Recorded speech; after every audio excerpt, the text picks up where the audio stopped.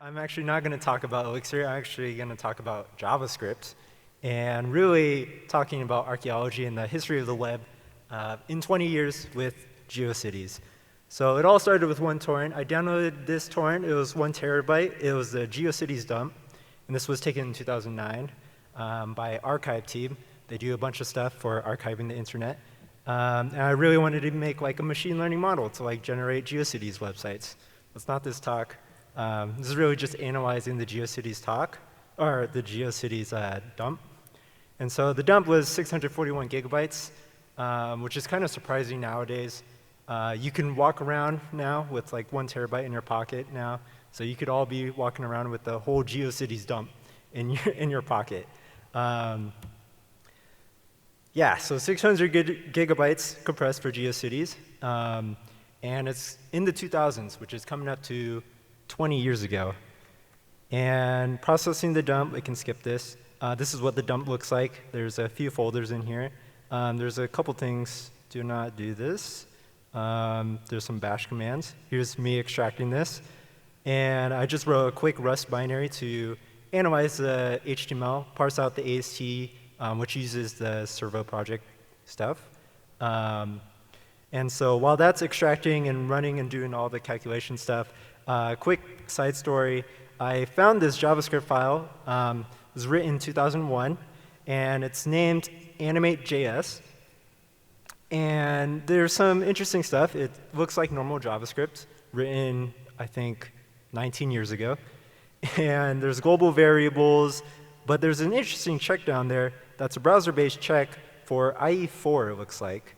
And IE4 was released in 1997.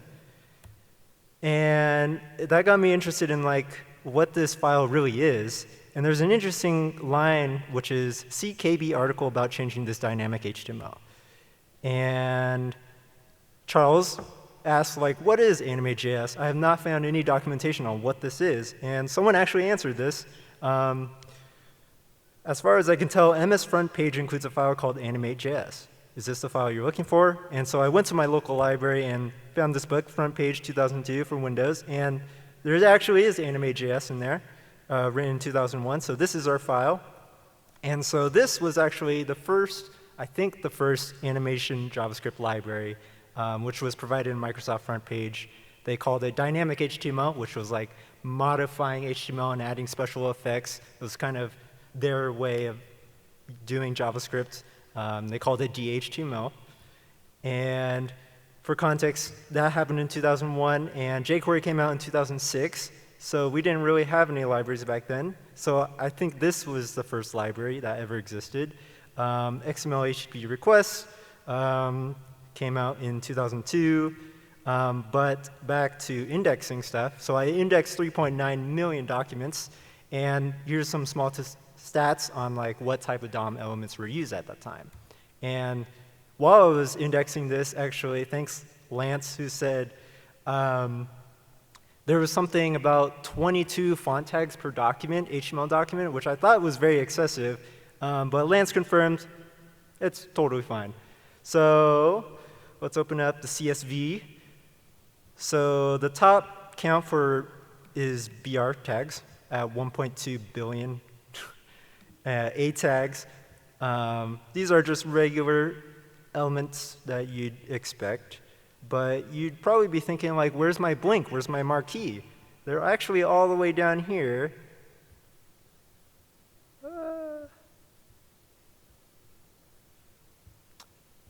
Down here at 46,000 and 45,000. So they're actually not as popular as other ones. There's actually Java applets which are used more than blink and marquee tags. But But there's some interesting ones, frames, if you remember using frames, and I guess there's a bunch of weird stuff in here. I don't know what's going on. There's map. If you remember image maps, there was a way to overlay links on top of images. So if I had like an image of my kitchen, I can like overlay a link on top of my refrigerator, so you can click on my refrigerator and navigate to a different page. Java applets was in there, and there's a bunch of other stuff. So I think this is work in progress. I just want to start analyzing more, see what I can do with the AST, and maybe get some cooler stats from it. Cool, thanks.